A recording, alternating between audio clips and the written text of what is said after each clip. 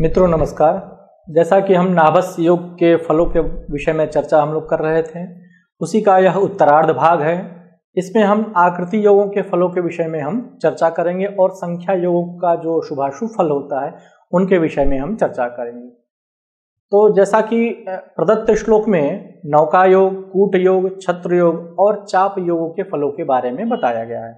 जैसा कि श्लोक इस प्रकार है, कीर्त्या युतश्चल सुख कृपणश्च नौजः कूटेन्द्रित प्लवन बंधन पश्च जातः छत्रोद्भवः स्वजन सौख्य करोन्त्य सौख्यः शूरश्च कार्मुक भवः प्रथमान्त्य सौख्यः।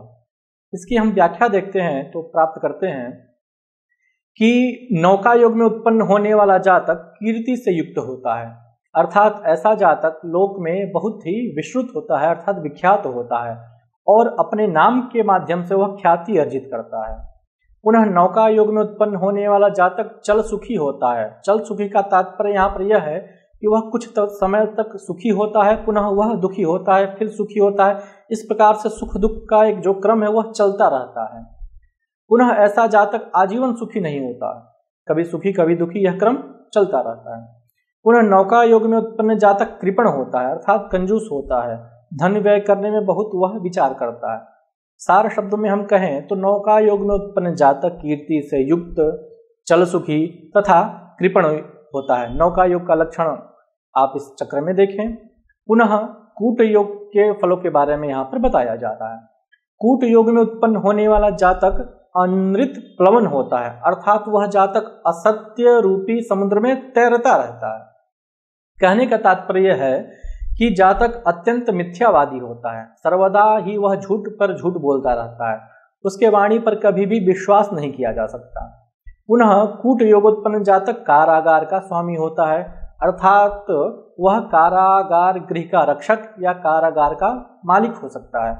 इस प्रकार सार शब्द में हम कहें तो कूट योग में उत्पन्न होने वाला जातक असत्यवादी और कारागार का स्वामी होता है। इसका चक्र आप इस प्रकार से देखें। पुनः छत्र योग के फलों के बारे में हम चर्चा कर रहे हैं। तो छत्र योग में उत्पन्न होने वाला जातक अपने बंधु जनों के सुखों में ही रत रहता है, अर्थात अपने परिवार के सुख के लिए वह सर्वदा तत्पर और प्रयत्नशील रहता है। पुनः छत्र योग में उत्पन्न जातक अंत्य सुखी होता है, अर्थात जीवन के अंत्य अवस्था में वह सुख को प्राप्त करता है तथा बाल्यावस्था और युवावस्था में दुखी होता है। इस प्रकार छत्र योग में उत्पन्न जातक स्वजन सुखरत और वृद्धावस्था में सुखी होता है। जैसा कि चक्र में आप देख सकते हैं इसके लक्षणों को। चाप योग में उत्पन्न होने वाला जातक अत्यंत शूरवीर होता है तथा बाल्यावस्था और वृद्धावस्था में सुखी होता है और युवावस्था में दुखी होता है। इस प्रकार चाप योग में उत्पन्न जातक शूरवीर तथा प्रथम तथा अंत्य अवस्था में सुखी होता है। इसके लक्षणों के बारे में और इनके फलों के बारे में हम सार रूप में देखें। नौका योग में कीर्ति युक्त, चल सुखी और कृपण होता है। इस प्रकार से नौका, कूट, छत्र, चाप के बारे में चक्र के माध्यम से समझाया गया है। अब हम इसी श्रृंखला में आगे बढ़ते हुए अर्धचंद्र, समुद्र योग, चक्र योग और वीणा योग के फलों के बारे में चर्चा करेंगे।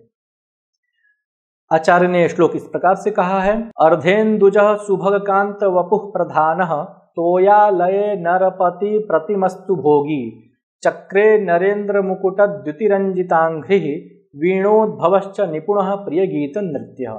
इसकी जब हम व्याख्या देखते हैं तो प्राप्त करते हैं कि अर्धचंद्र योग में उत्पन्न होने वाला जातक सर्वजन प्रिय और दर्शनीय होता है, अर्थात ऐसा जातक लोक में सभी वर्गों द्वारा प्रशंसित एवं इच्छित होता है तथा देखने में वह अत्यंत दर्शनीय एवं सुंदर होता है।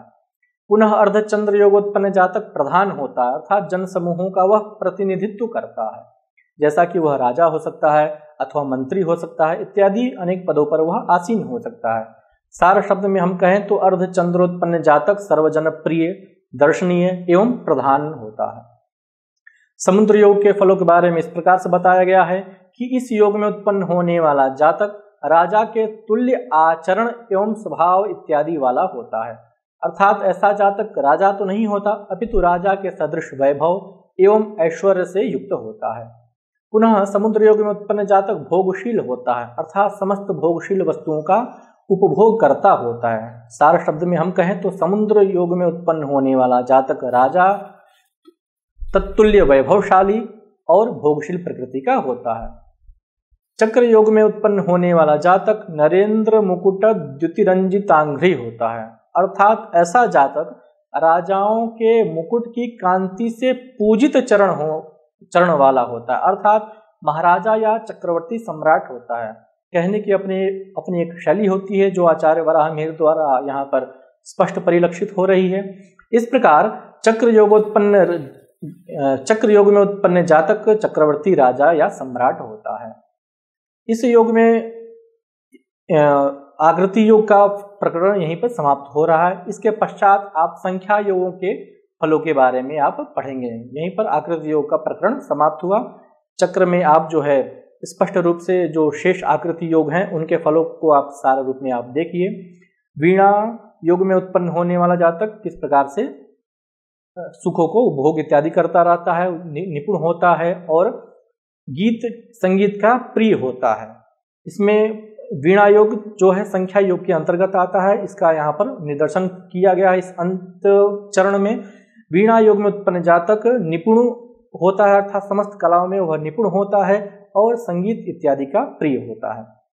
चक्र में आप देखिए पुनः हम अग्रिम श्लोक में बढ़ते हैं जिसमें संख्या योग के अन्य शेष योगों के बारे में, उनके फलों के बारे में बताया गया है। इस प्रदत्त श्लोक में दामिनी योग, पाश योग, केदार योग और शूल योगों के फलों के बारे में चर्चा की गई है। जैसा कि श्लोक है, दातान्य कार्य निरतः पशुपश्च दाम्नी पाशे धनार्जन विशील सभृत्य बंधु केदारजः कृषिकरः सुबहुपयोज्यः शूरः क्षतो वधरुचिः विधनश्च शूले। इसकी व्याख्या हम देखते हैं कि दामिनी योग में उत्पन्न होने वाला जातक दाता होता है, अर्थात वह उदारशील प्रकृति का होता है और दानी होता है। पुनः दामिनी योग में उत्पन्न जातक अन्य कार्य निरत होता है, अर्थात सर्वदा वह दूसरे के कार्यों में ही संलग्न होता है, अर्थात परोपकारी होता है। पुनः दामिनी योग उत्पन्न जातक पशुपति होता है, अर्थात वह गाय, भैंस इत्यादि अनेक चतुष्पद पशुओं का स्वामी होता है। सार रूप में हम कहें तो दामिनी योग में उत्पन्न जातक दानी, अन्य कार्य निरत एवं पशुपति होता है। पाश योग के फलों के बारे में हम पढ़ते हैं। पाश योग में उत्पन्न होने वाला जातक धनार्जन विशील होता है, अर्थात धन कमाने में अनैतिक मार्गों का उपयोग करता है, अर्थात कुमार्ग से धन प्राप्त करता है, तथा ऐसे ही इसके नौकर और बंधु भी होते हैं, अर्थात वे भी अनैतिक मार्ग से धन का प्रयोग करते हैं, धन का अर्जन करते हैं। इस प्रकार से पाश योग उत्पन्न जातक कुमार्ग से धन कमाने वाला और ऐसे ही नौकर और बंधुओं वाला भी होता है, अर्थात इसके बंधु भी उसी प्रकार से होते हैं। केदार योग के फलों के बारे में बताया जा रहा है कि केदार योग में उत्पन्न होने वाला जातक कृषि कार्य करने वाला होता है तथा सुबहुपयोज्य होता है, अर्थात वह अनेक जनों का उपकार करने वाला होता है। तो इस प्रकार केदार योग उत्पन्न जातक कृषि करता और परोपकारी होता है। शूल योग के फलों के बारे में हम जानते हैं। शूल योग में उत्पन्न होने वाला जातक शूरवीर होता है। पुनः इस योग में उत्पन्न होने वाला जातक क्षत शरीर वाला होता है, अर्थात उसके शरीर में अनेक प्रकार से चोट इत्यादि का कोई न कोई अवश्य ही चिन्ह होता है। पुनः ऐसा जातक वध रुचि होता है, अर्थात वध करने में इसकी अत्यंत रुचि होती है, दूसरों को दंड देने में इसकी रुचि होती है। पुनः इस योग में उत्पन्न जातक निर्धन होता है। इस प्रकार सार रूप में हम कहें तो शूल योगोत्पन्न जातक क्षत शरीर युक्त, वध रुचि और निर्धन होता है। जैसा कि इस चक्र में आप स्पष्ट रूप से देख सकते हैं कि इन योगों में क्या क्या फल इसके घटित होते हैं। अब हम इससे अग्रिम श्लोक के बारे में चर्चा करते हैं। इस श्लोकों में युग योग एवं गोल योगों के फलों के बारे में चर्चा किया गया है तथा कुछ विशेष तथ्य भी इसमें प्रतिपादित किए गए हैं कि ये योग कब घटित होते हैं, इनका फल कब प्राप्त होता है।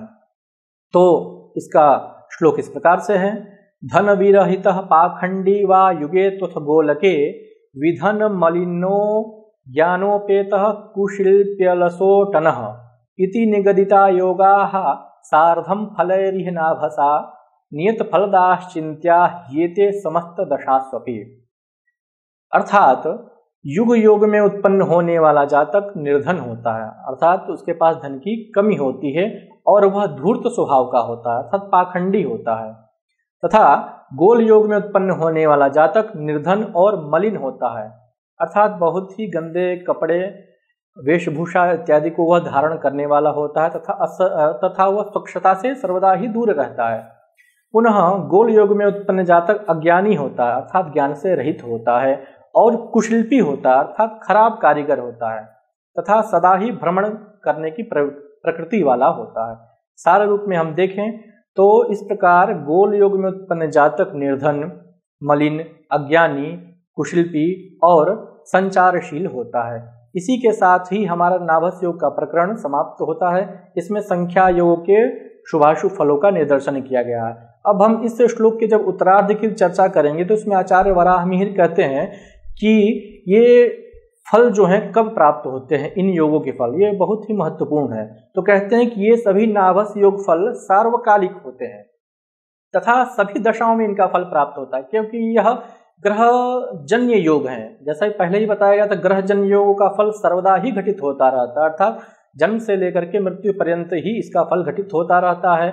दशाओं के माध्यम से हम ग्रहों के फलों का निर्धारण करते हैं, अष्टक वर्ग द्वारा वर्तमान समय के फलों का निर्धारण करते हैं, किंतु नाभस योगों का फल सर्वदा ही प्राप्त होता रहता है। आकृति के माध्यम से आप इन योगों